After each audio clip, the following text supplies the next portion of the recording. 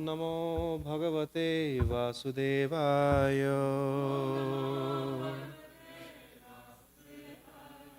ॐ नमो भगवते वासुदेवाय।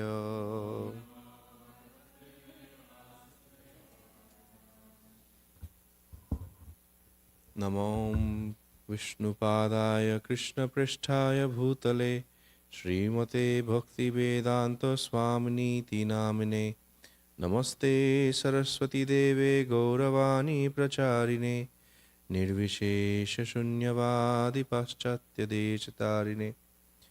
वन्देऽहं श्रीगुरु श्रीयुतपदकमलं श्रीगुरुं वैष्णवांश्च श्रीरूपं साग्रजातं सहगण रघुनाथान्वितं संसजीवं साद्वैतं सावधूतं परिजनसहितं श्रीकृष्णचैतन्यदेवं श्रीराधा कृष्णपादं सहगण ललिता श्रीविशाखान्वितंश्च तप्तकाञ्चन गौराङ्गी राधे वृन्दावनेश्वरी वृषभानुसुते देवी प्रणमामि हरिप्रिये। हे कृष्ण करुणा सिन्धु दीनबन्धु जगत्पते गोपेश गोपिकान्त राधाकान्त नमस्तुते। पंचतत्त्वात्मकं कृष्णं भक्तरूपस्वरूपकं भक्तावतारं भक्ताख्यं नमामि भक्तिशक्तिकम्। जय श्री कृष्ण चैतन्य प्रभु नित्यानंद श्री अद्वैत गदाधर शिवासादि श्री गौर भक्तवृंद। हरे कृष्ण कृष्ण कृष्ण हरे हरे हरे राम राम राम हरे हरे। कलेवरे अस्मिन् घटकुद्य सन्निवे निरूढमानो नरदेव इत्यहम्। वृतोरधिभास्वपदाति अनिकपैर्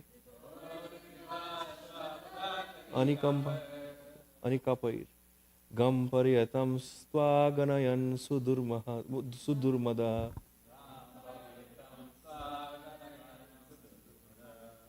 कलेवरे अस्मिन् घटकुद्ये सन्निवे निरूढमानो नरदेव इत्यहम्।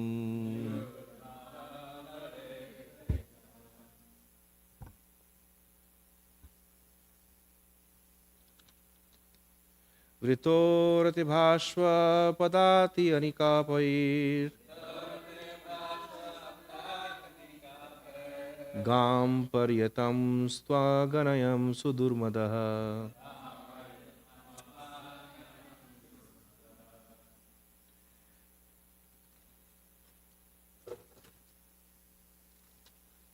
कलेवरे अस्मिन् घटकुद्य सन्निभे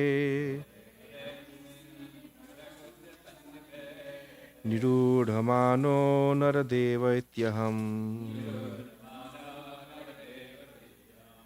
वृतोरतिभास्वपदाति अनिकपैर् गां पर्यतं स्वागनयं सुदुर्मदः।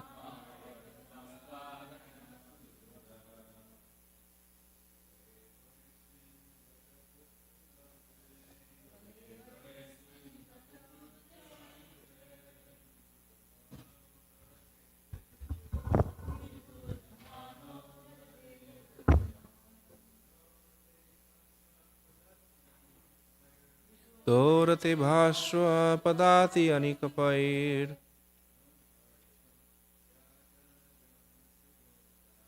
गां पर्यतं स्वागनयं सुदुर्मदः।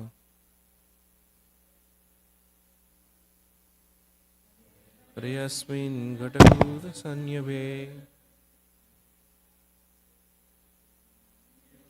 मानो Nardev इत्यहम्।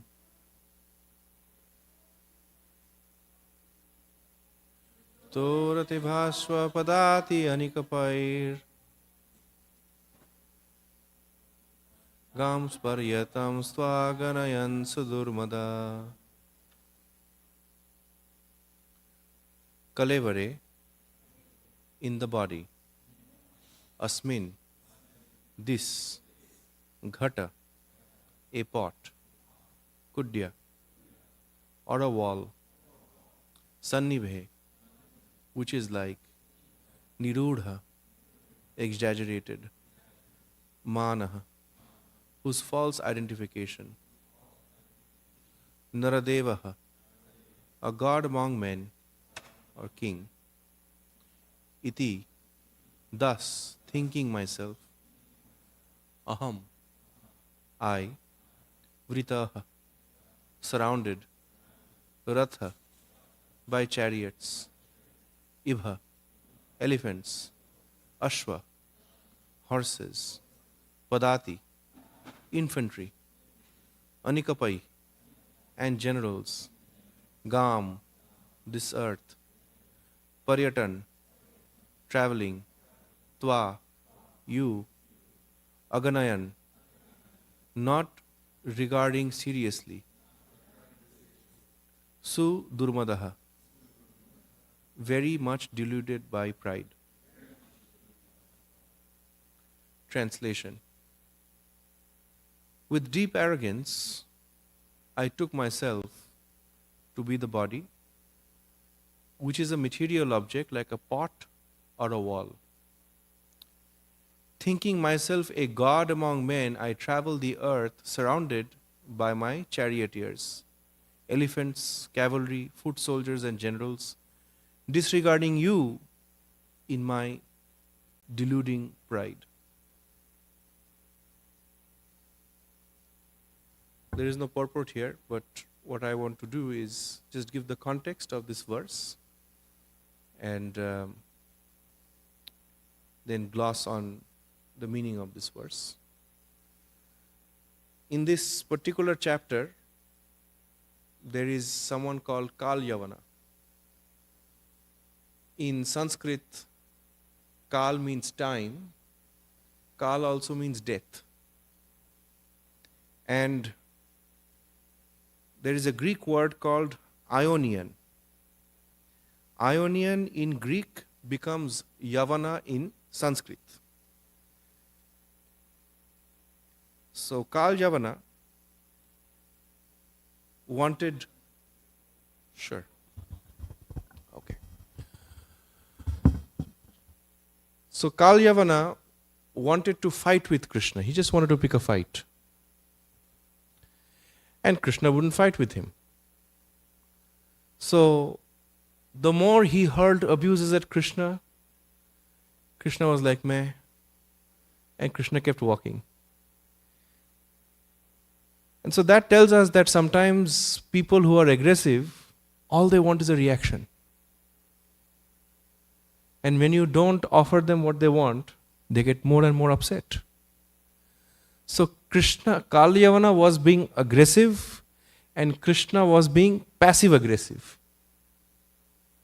In this way, Krishna kept walking and walking and walking. And Krishna is somebody who knows the past, the present, and the future. So Krishna knows how Kal Yavana will meet his end. So he kept pushing him, pushing him, pushing him. And one of the names of Sri Krishna is Aghatana Ghatana Potiyoshi. Potu means an expert. Aghatana means disaster. And Ghatana means a good incident. So Krishna is an expert in turning disasters into blessings, good incidents. So what Sri Krishna did is he kept leading Kal Yavana on till Kal Yavana entered a cave, and the cave was dark, and there was somebody in that cave called Muchukunda. And Muchukunda was sleeping. And Kal Yavana somehow became confused, gave Muchukunda one tight kick. And Muchukunda woke up, and in those who are very expert yogis have tapas, and by the dint of their tapas, they can do superhuman feats. So Muchukunda looked at Kal Yavana and burnt him to ashes. And so Krishna didn't have to move a finger. All Krishna had to do was keep quiet and lead him on. And that was the end of Kalyavan. And that woke up Muchukunda. And Muchukunda began to offer respects and obeisances and prayers to Lord Krishna, and this is one of those verses. And so Muchukunda said that, my Lord, I have been a Kshatriya, I have done so many things, I have traveled the world, I have ruled, conquered, but I forgot you. And as this chapter progresses, towards the end of this chapter, Sri Krishna says that, as a Kshatriya, you had to kill and torture so many entities. So you have to do penance for that.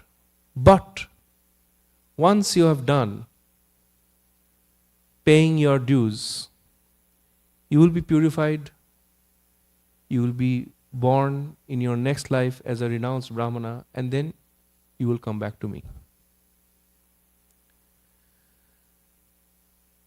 My takeaway from this verse is that not only, Krishna can be an expert in turning disasters into benedictions, but if you look at the story of Muchukunda, Muchukunda fought on behalf of the demigods against the demons.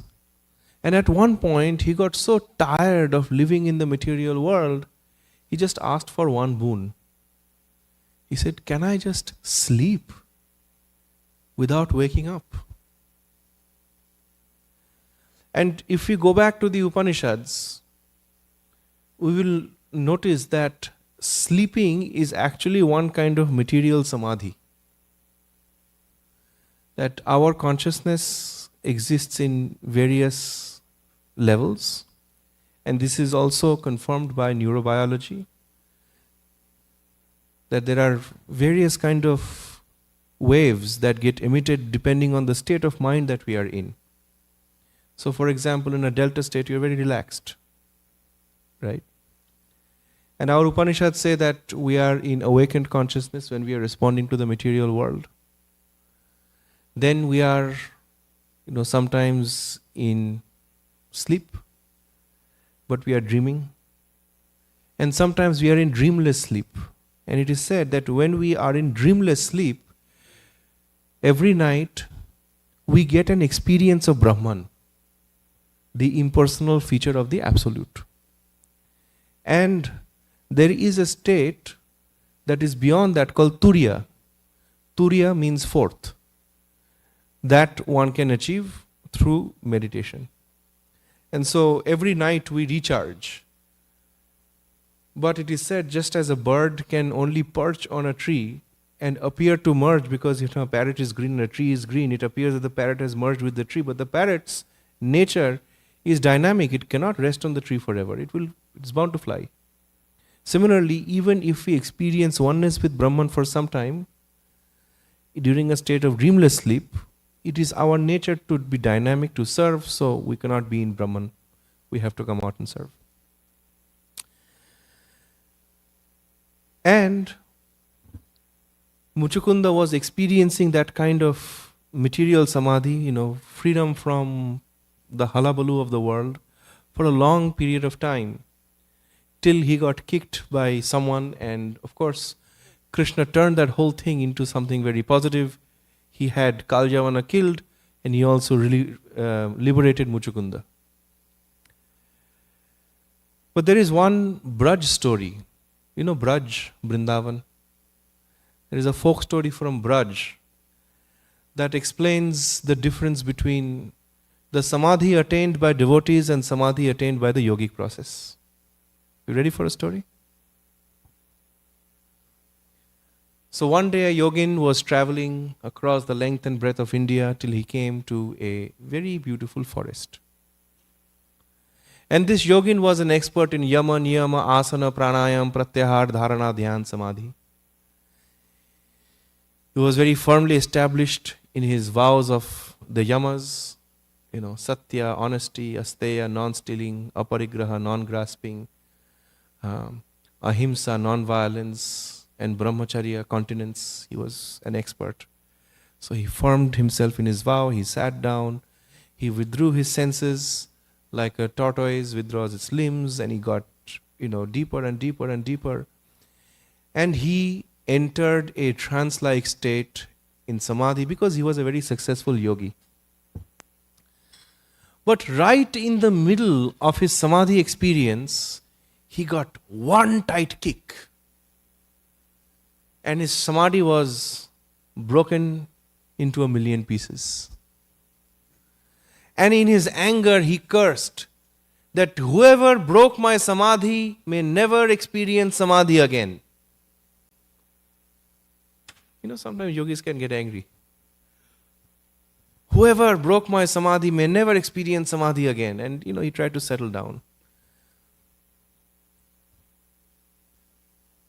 And he once again entered his state of trance. Next morning, when he came out of his meditation, he saw that a girl was sitting in front of him. And by the dint of his yogic powers, he remembered that this is the girl who kicked me last night. So he turned to this girl and said, "What are you doing here?" He said, "Yogi ji, welcome to Braj." And he said, "Do you remember kicking me last night?" And this girl, flustered, said, "I kicked you? Why would I do that?" He said, "I remember very clearly. I was meditating right here, I was in samadhi, and you kicked me real hard." And this girl said, "Why would I do that in my right mind?" And at that moment, that yogi realized the samadhi that he worked so hard for was spontaneous to this girl. Because, she was in such a trance, she couldn't even remember where she was running. And so he asked her, "What happened? Why were you running?" So then the girl, began to get some memory back. And she said, in our village there is this dark rascal boy. He disturbs the whole village in the middle of the night by playing his flute, but only we girls know where he is. And once we hear the flute, we can't stay at home. So the whole village is very disturbed. Who is playing music in the middle of the night? But we have to escape. We have to go see him because, there is nothing else we can do. So I'm sorry if I tripped on you in the middle of the night when I was going. I'm very ashamed of myself. And then the yogi realized that this girl spontaneously entered a state of samadhi just pursuing that flute song that he took many lifetimes to master. Right? So in Braj they say that for Vaishnavas, the experience of samadhi is actually very spontaneous and it comes out of karshana. Karshana means attraction. Attraction for love of Krishna. Karsh means to pull something towards, a more powerful object. Sankarshana is therefore that attraction. And Krishna is one who attracts. And by our own power, when we want to be attracted, that is the yoga process. It's intuitive. But when Krishna personally somehow sneaks into our life and attracts us, then the process is very, very spontaneous. So somehow Muchukunda was sleeping, Krishna knew Muchukunda was sleeping, Krishna knew that if I break his sleep, he's going to be so upset that he's going to burn somebody into ashes. Krishna knew I have to get rid of this Kalyavana, he is a nuisance. And so Krishna just kept leading Kalyavana till he met Muchukunda and he let the good thing happen. Right? So that's why Krishna is Aghatana Ghatana Potiyoshi. So I'll stop here. I thank you very much for hosting all of us in, this is North Carolina, right? We've been driving through so many states, I forget where I am. Thanks to Leela Shakti Mataji, to Urmila Mataji and all of the resident devotees and for the Krishna House devotees for this little adventure. 7. Okay, so we can open it up for discussion, questions, answers. I have so many realized souls among us. Any realizations, questions, comments, thoughts, ideas? Yes, Prabhu.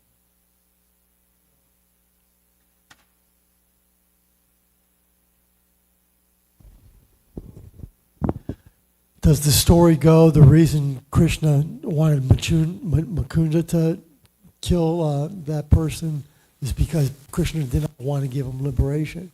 Is that true? I mean, Krishna gives Muchukunda liberation, but Yeah. Kalyavana was an offender. Yeah. But it is said that in the Bhagavata that even those who are offenders like Shishupal, they get Sayujya Mukti. So And- even and- though, and- even though and- Krishna didn't kill him, Sorry? he wasn't killed by But Krishna. he died in front of Krishna. He got Krishna's darshan. In the Mahabharata battle, it is said that practically every soldier was liberated just because they saw Krishna, even though they were not personally killed by Krishna.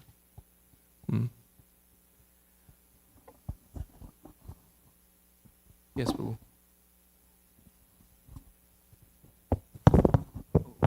Why did Krishna make Muchukunda take another birth? Because his prayers were very elevated. He just wanted to surrender, and he was surrendered, but then Krishna made him take another birth. As far as my realization goes, Krishna doesn't supersede laws of nature and laws of karma, in a sense. So he tells Muchukunda that you, because of your Kshatriya dharma, have had to be cruel to other living entities. And so you must pay your dues. But you will go through a process of purification and you'll come back to me. Right? So, and then, ultimately it's the Lord's desire and His plan. Who's to dictate terms here?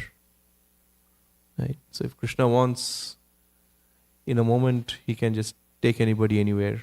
And in a sense, Krishna is a transcendental autocrat. So there is not much you can do. Hare Krishna. Good questions. So how would this relate to us? In other words, Muchukunda lived his life as a Kshatriya and committed many offenses. So we've lived a lot of lives, and we've committed so many sins, and even in this life perhaps. So are we in the same situation as Muchukunda in the sense that, we're thinking we could go back to Godhead in this life. Prabhupada said you can, not that you will, but we could will it, supposedly. But it doesn't sound like that from this verse. I mean, it sounds like that, with all the baggage you've got, it's going to be longer than one. My thought on that is Muchukunda did not have Lord Nityananda. Lord Nityananda is a game changer. If you think about it. Papi tapi joto chilo hariname uddharilo tar shakhi jagai madhai. So if Jagai and Madhai, maybe we are worse than Jagai Madhai, I don't know. I sometimes think that, I've not externally committed what Jagai Madhai did, but why am I in the material world? But Lord Nityananda is someone who gives us the hope that no matter how fallen, how undeserving, how distant we are from Krishna, we have the right to not settle for anything except the best and the highest.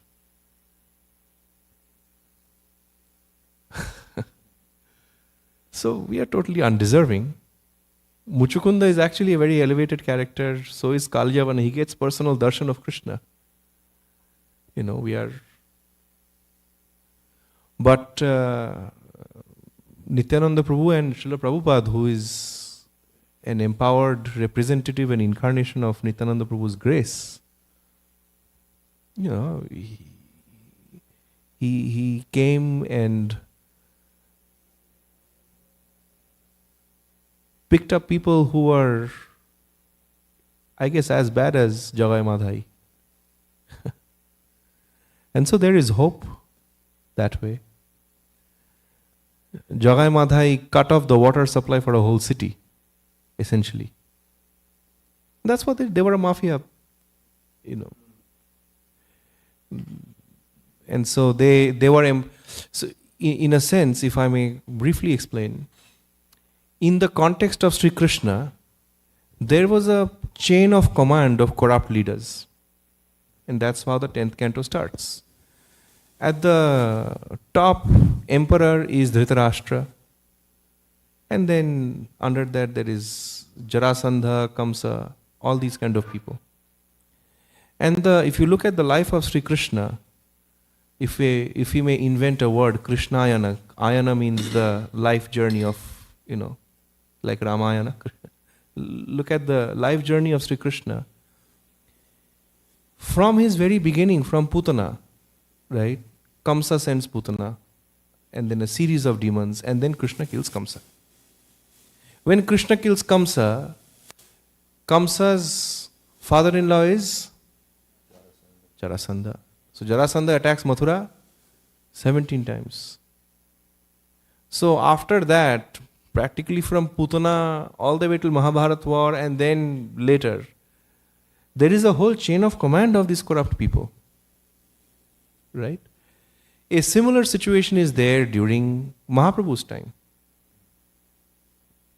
You know, Subhuti Rai was literally wrestled out of his power by someone sprinkling water, and the caste rules were so strong that, you know, this just sprinkling water, he lost his caste, he lost his status, lost everything.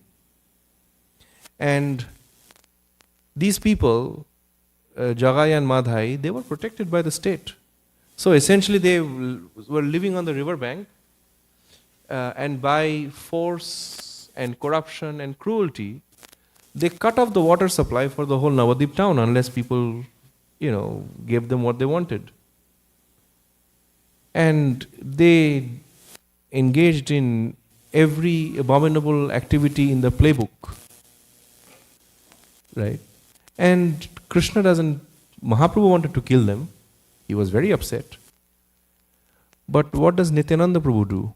You know, even when in their drunken stupor, Madhai smashes a pot on Lord Nityananda's head, he says, does it mean I'll stop loving you? Who does that? Right? So, as long as we take shelter of Lord Nityananda, I think we are in good hands. And if you think about it, practically none of our previous acharyas established the worship of Mahaprabhu and Nityananda Prabhu together. You go to Vrindavan, you see the deities of all our acharyas, Vishwanath Chakravarti Thakur, Jiva Goswami, you know, Radha Damodar, you know, Radha this, Radha that. Bhaktivinoda Thakur also worshipped, you know, Giridhari, you know, Radha Madhava, Kunja Vihari. Bhakti Siddhanta Saraswati Thakur established Radha Krishna Mahaprabhu. Nobody established the worship of Gaur Nitai. Srila Prabhupada established the worship of Nityananda Prabhu and Mahaprabhu. Right? And so right there is the emphasis that we, at the end of the day, must take shelter of Nityananda Prabhu. Right? Was I able to gloss on your question, Prabhu? Yeah, that's very nice. But of course, we have so many nice prayers of the previous acharyas, Nitai Pada Kamala and like that, which do glorify Lord Nityananda. So Prabhupada wasn't the very first, but he certainly was the first for Gaur Nitai. No, I'm establishing deities of Gaur Nitai in Yeah, temples. yeah. That's what I'm talking about. Yeah. The worship of Nityananda Prabhu along with Mahaprabhu. Nice. Thank you. You know, where are the temples from our previous generations that have Gaur Nitai? It's not there. Mostly Gaur Gadadhar. Gaur Gadadhar, Panchatattva in Mayapur, Gaur Vishnupriya, Radha Krishna Mahaprabhu. But Mahaprabhu and Nityananda Prabhu, in that particular mood, this is the unique contribution of Srila Prabhupada. Jai. Yes.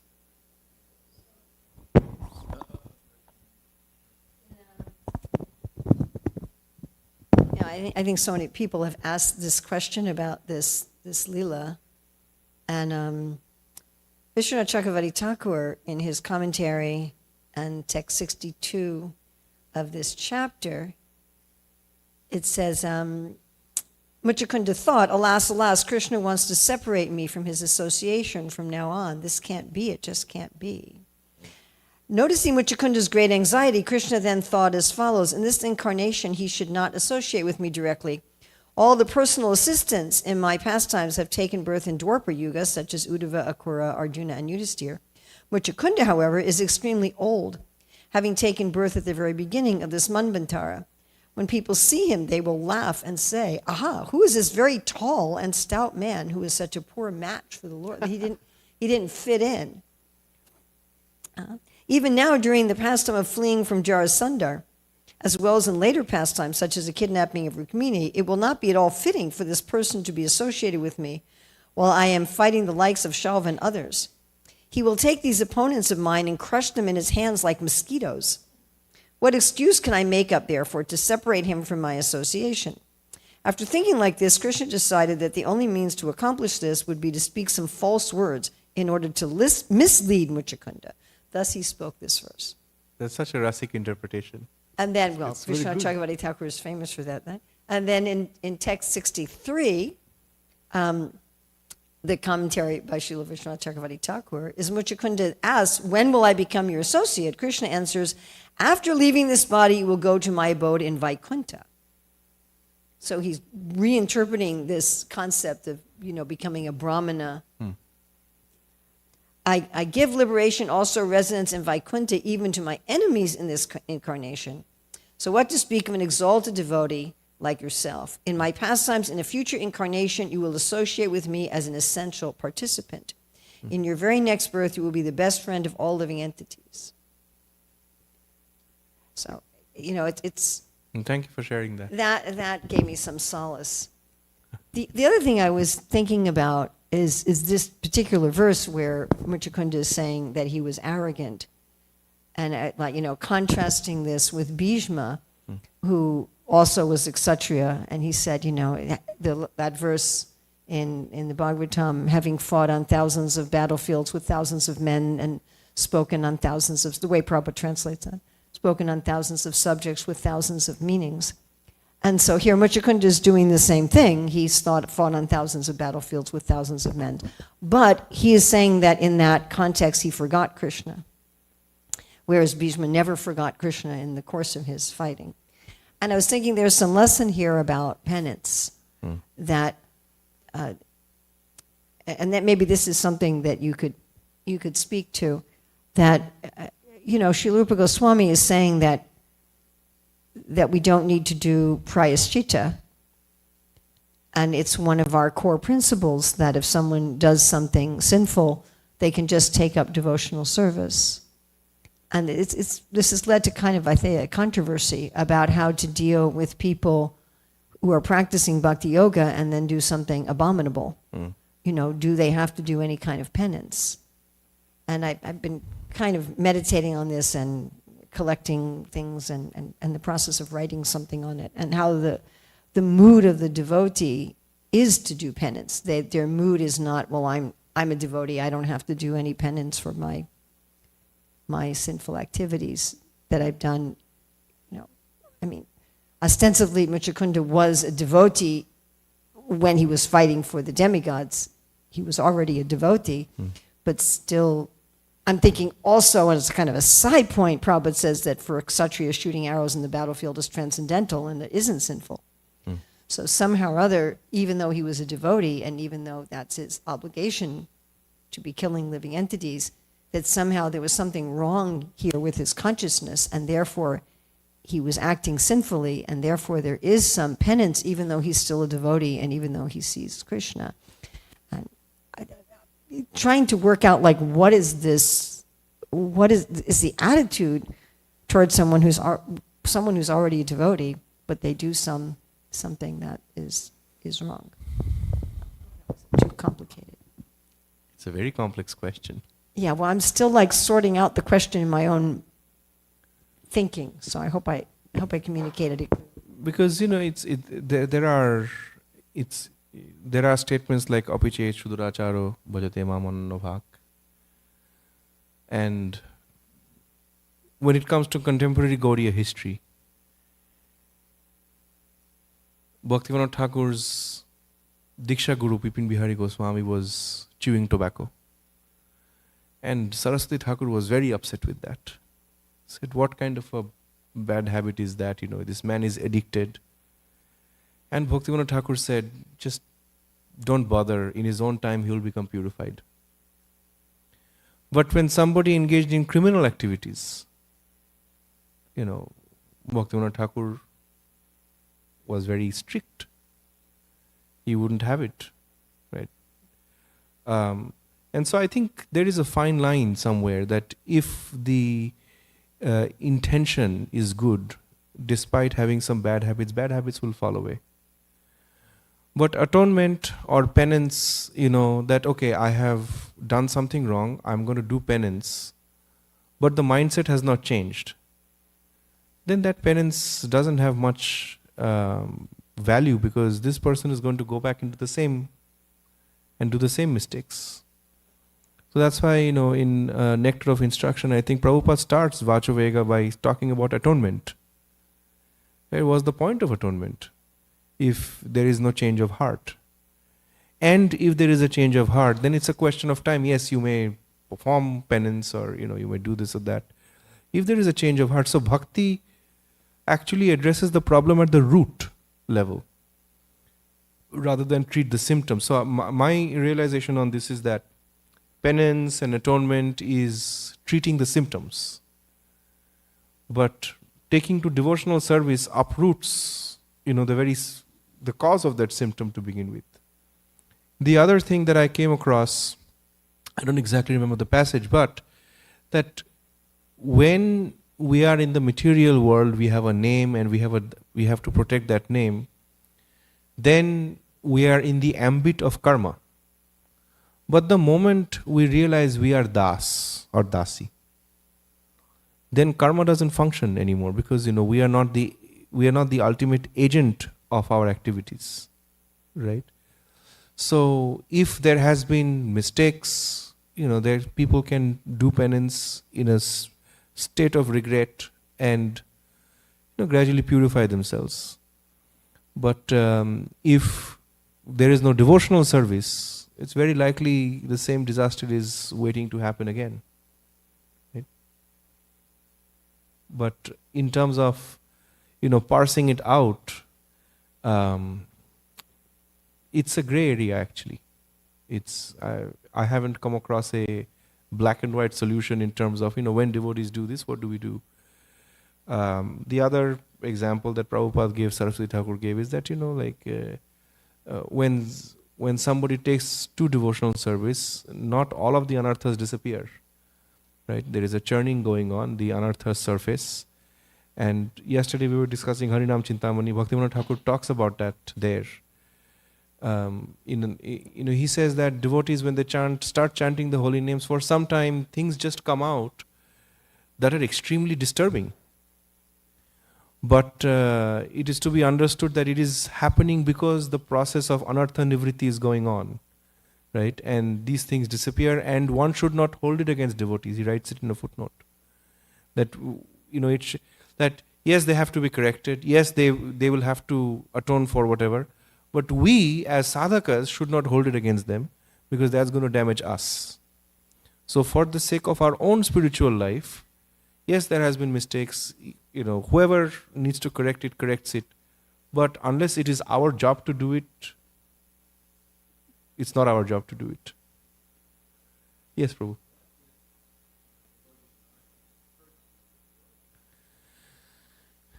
Then that devotee should not stop hurting another devotee. And they should realize that somehow in this lifetime, by Krishna's arrangement, this particular soul was supposed to come into my life to do this kind of damage. And ideally they are forgiving, and whoever is supposed to correct that devotee, who is in a position to correct that devotee, should correct that devotee. Not everybody is in a position to correct another one. But if, say, if I'm making a mistake, and somehow you are being hurt by that mistake, and I don't hold you in very high esteem, but I hold my spiritual master in very high esteem. If you correct me, I will not take it very seriously, but if my spiritual master corrects me, then I will take it seriously. So if I'm making a mistake, somebody who is in a position to correct me and correct me effectively should do that, right? But if that feedback is coming from a place where, we're not going to hear, it's going to be water on duck's back, then what's the point? All tough questions today morning. Okay. We have 2 minutes to go, so one last question, or comment, or thought, or idea.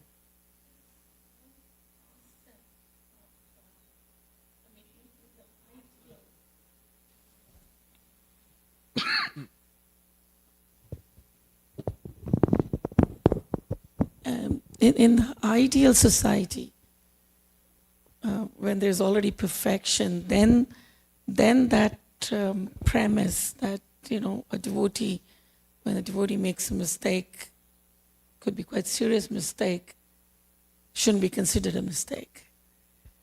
I think there is still something to be said. The mistake has to be corrected.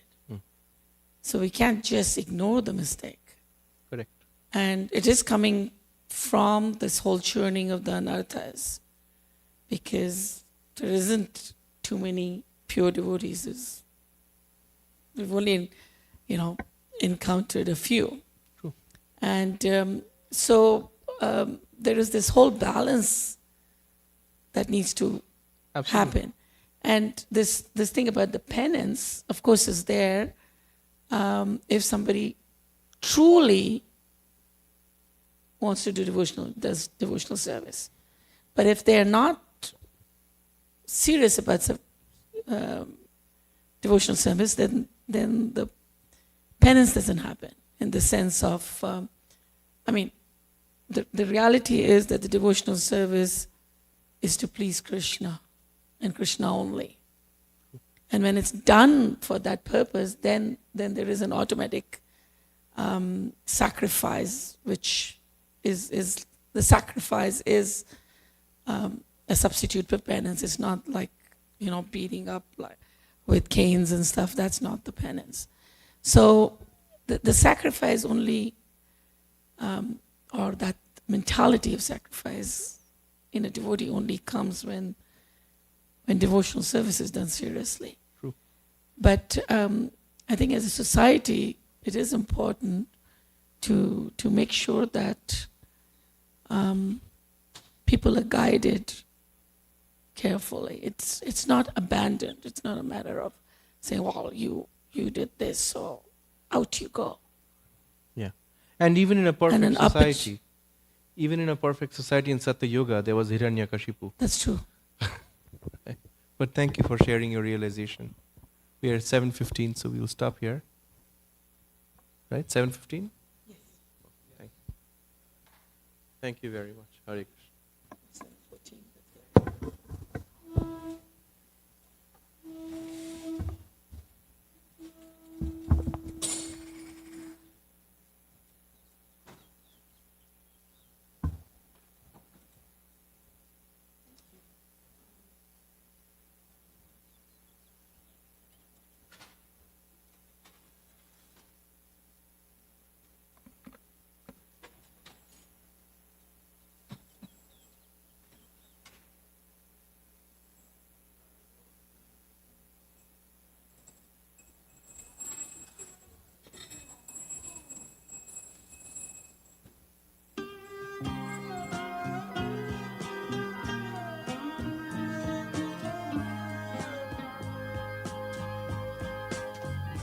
Govindam Adipurusham Tamaham Bhajami.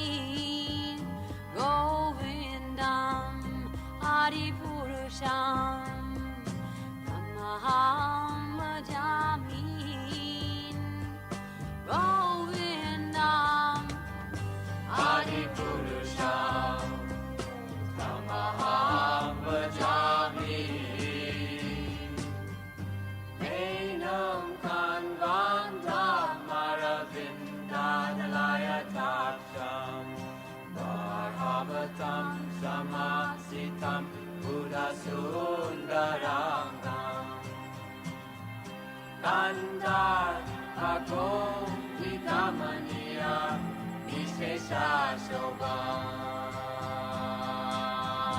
Govindam Adi Purusham Tamaham Bhajami. Govindam Hari Purusham Tamaham Bhajami. Govindam Hari Purusham Tamaham Bhajami. Anandani Yasa Sakale Priya Priti Manti Vasyanti Panti Kayanti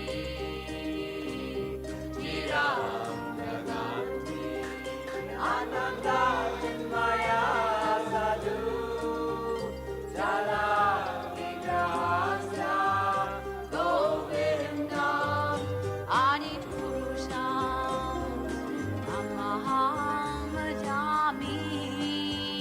Govindam Hari Purusham Tamaham Bhajami. Govindam Hari Purusham Tamaham Bhajami. Govindam Hari Purusham Tamaham Bhajami.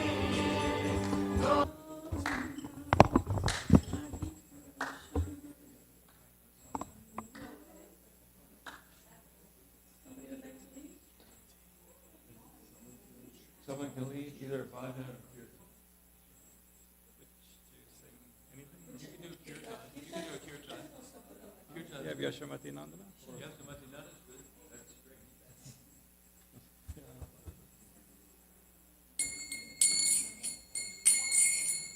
Yashamati Nandana Brajavara Nagara Gokula Ranjana Kana.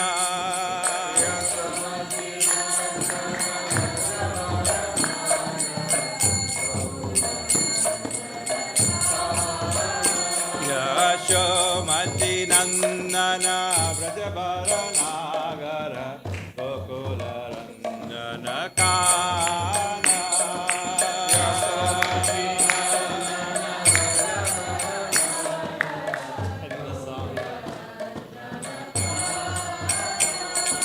Yashamati Nandana Brajavara Nagara Gokula Ranjana Kana.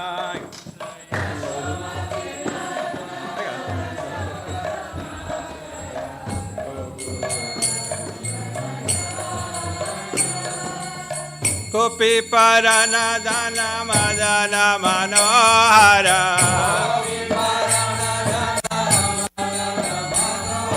Gopi Paranadana Madana Manahara.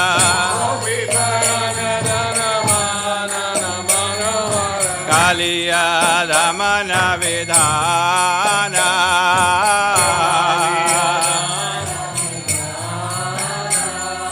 Kaliya Damana Vidhana.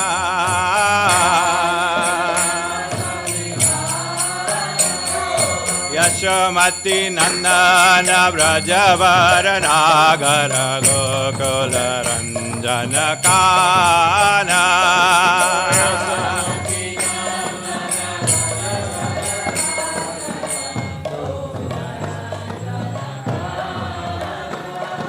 Amala Harinama Meya Vilasa.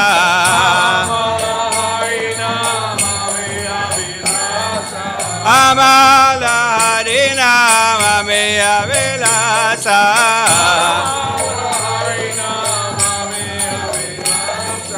Vipina Purandana Brajavara Nagara Vamshivadana Subhasa.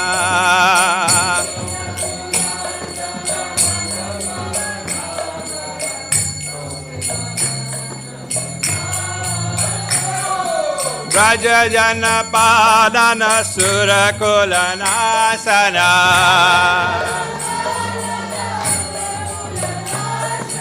Prajajana Palana Surakula Nashana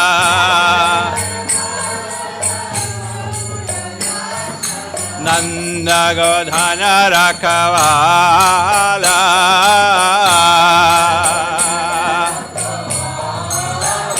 Hey Nanda Godhana Rakavala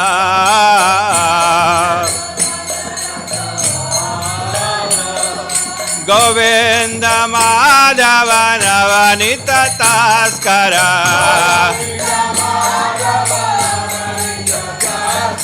Govinda Madhava Navanita Taskara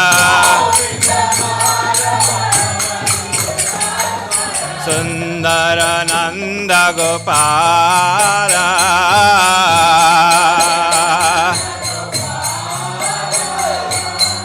Sundarananda Gopala Hey Yachomati Nandana Brajabaranagara Gokula Randana Kana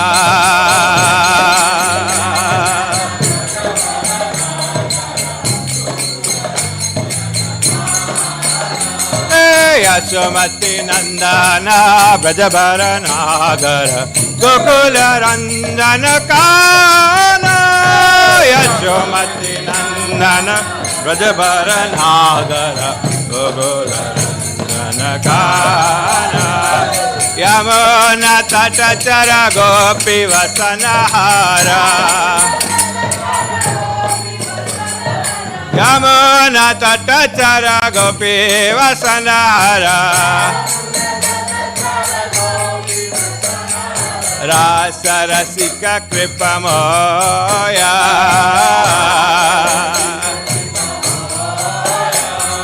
Rasa Rasika Kripamoya Shri Radha Vallabha Navanita Taskara